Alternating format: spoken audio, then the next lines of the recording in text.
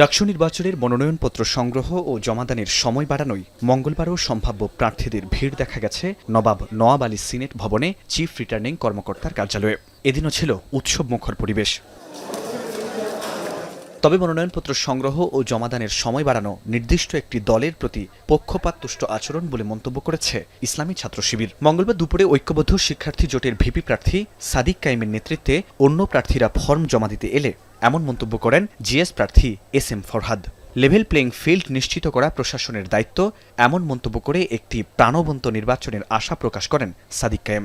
পূর্ব পর্যালোচনা ছাড়া কোনো ধরনের ডিসকাশন ছাড়া সরাসরি একদিন বাড়াই দেওয়া এবং বাকিরা জমা দেওয়ার পর হঠাৎ করে ঘোষণা দেওয়া, এটি নিঃসন্দেহে বাকিদের পলিসি মেকিং এবং বাকিদের সিদ্ধান্ত গ্রহণের পরে নির্দিষ্ট একটি পক্ষকে সিদ্ধান্ত গ্রহণের সামগ্রিক সুবিধা দেওয়া এবং পলিসি মেকিং এর বিশেষ সুবিধা দেওয়ার নামান্তর। এটা খুবই দুঃখজনক। আমরা খুবই উদ্বিগ্ন। আমরা দেখতে পাচ্ছি বিশ্ববিদ্যালয়ের প্রশাসনে একটা দলের প্রতি অনেক বেশি বিশ্ববিদ্যালয় প্রশাসন তারা দরদ কাজ করছে বলে আমাদের কাছে মনে হচ্ছে। আজকে যে একদিন বৃদ্ধি করা হয়েছে, এখানে আমরা যারা স্টেক হোল্ডার আছে আমাদের সাথে আলাপ করা হয়নি। চিফ রিটার্নিং অফিসার অধ্যাপক ডক্টর মোহাম্মদ জসিমউদ্দিন বলেন, কোনো চাপ নয়, আগ্রহী সবাই যেন ডাকসু নির্বাচনে অংশ নিতে পারে সেজন্য মনোনয়নপত্র বিতরণ ও জমাদানের সময় একদিন বাড়ানো হয়েছে। সকল ছাত্রছাত্রীদেরকে আমরা ইনক্লুড করি, সেজন্য কমিশন আমরা জরুরি মিটিং করে সিদ্ধান্ত নিয়েছি আমাদের মূল তফসিলের কোনো ডেটে ব্যত্যয় না ঘটিয়ে আমরা আমাদের জমা এবং বিতরণ একটা দিন বাড়াইলে আমাদের মেজর কোনো ব্যত্যয় হয় না। যেহেতু আমরা আগেও ডিক্লেয়ার দিয়ে রাখছি, এখানে আমরা এই কাজটা আমরা করতে পারি। আমরা কোনো দলীয় চাপ অথবা কোনো কিছু সেটার কারণে আমরা দিই নাই। সোমবারই ছাত্র শিবির, বাগছাস, বাম জোট সহ কয়েকটি সংগঠন প্যানেল ঘোষণা করলেও ছাত্রদল সহ কয়েকটি সংগঠন ঘোষণা করেনি এখনো। ছাত্রদল সাধারণ সম্পাদক নাসির উদ্দিন নাসির এখন টিভিকে জানায়, ছাত্রদলের পক্ষ থেকে ফর্ম তোলার বিষয়টি উন্মুক্ত রাখা হয়েছিল।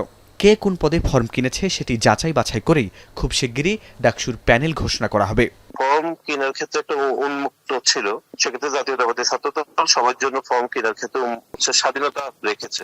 এখন কে কোন পদে ইলেকশন করতে চায় সেগুলোর বিষয়ে আমরা পরীক্ষা নিরীক্ষা করছি। ইতিমধ্যে তালিকাও প্রস্তুত করা হচ্ছে। আশা করতেছি যে খুব দ্রুত সময়ের মধ্যে আমরা প্যানেল সহ যাবতীয় বিষয়গুলো আমরা আসলে আপনাদের সামনে উপস্থাপন করতে পারবো। মঙ্গলবার দুপুরে সংবাদ সম্মেলন করে পুরো প্যানেল ঘোষণা করেছে বাম সংগঠনগুলোর নেতৃত্বাধীন প্রতিরোধ পর্ষদ প্যানেল।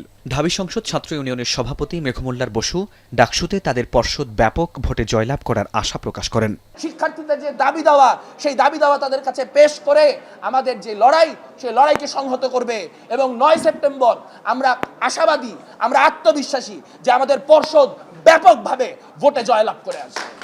শেষ দিনে মনোনয়নপত্র বিতরণ শেষে ব্রিফ করেন চিফ রিটার্নিং অফিসার। তিনি জানান, গেল 8 দিনে মনোনয়নপত্র বিতরণ করা হয়েছে মোট 658টি।